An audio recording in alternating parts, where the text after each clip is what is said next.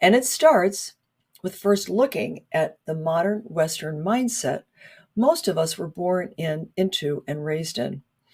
Now, this modern mindset has developed into being fault finding and fear based in a world of assumptions and negativity. And we still see so much of that in today's world, don't we?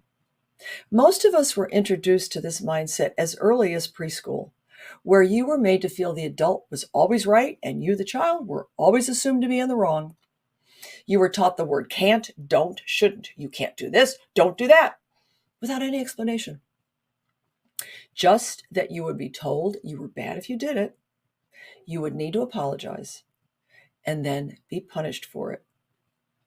And in most cases, it was without any explanation to you about or explaining to you the reason why you were being told this, and without you being given a voice to explain that perhaps there was a reason why you acted out in the way you did. In our modern culture, children often act out because without being given a voice, this is the only way they know how to be heard. The first memory I had of this was in first grade, when I finished an assignment more quickly than the other students. And I chose to approach one student who I saw was struggling to see if I could be of help to them.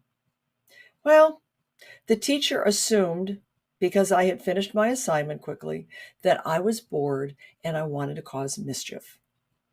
Instead of asking what my intent was, she reprimanded me by giving me more work to do to keep me busy.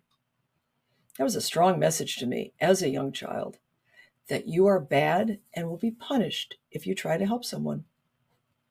You were just supposed to be quiet and do as you were told. This message is even more so for children who experience sexual and emotional abuse from an adult, as I also did with my third grade teacher. I was told, and as often is the case, that it was my fault and that it's my fault that it happened and not to tell anyone because I would be punished for being so bad. What could you as a child do? You had an inner knowing, a sense that you wouldn't be able to take care of yourself or survive without your caretakers. You had to do as you were told because of fear they would reject or abandon you.